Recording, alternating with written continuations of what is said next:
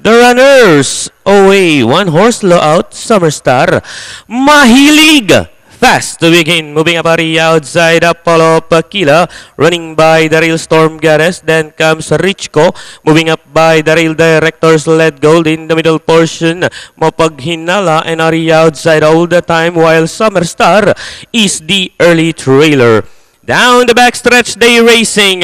Mahilig, the leader by about 2 lengths, followed by Apollo of Aquila in second. Running in third, back up of 3 lengths. Storm Goddess moving up by the rail now.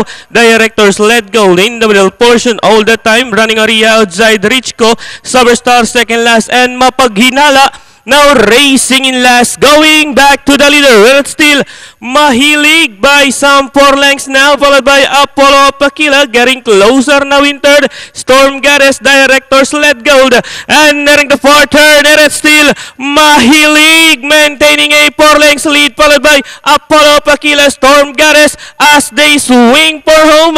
Mahilig by about 4 lengths. Apollo Pakila running area outside Storm Goddess. Summer Star is running by the rail down to the finish. Mahilig by about 5 lengths now, followed by Summer Star, Apollo Pakila, and finally from start to finish, Mahilig. Second, Summer Star close with Apollo Pakila, then comes Storm Goddess, Richco, Directors Led Gold all the time, and Mapaghina.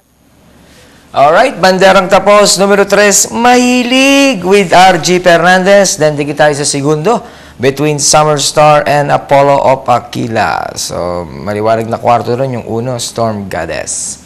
Panoorin natin replay, pagkakapanalo nitong si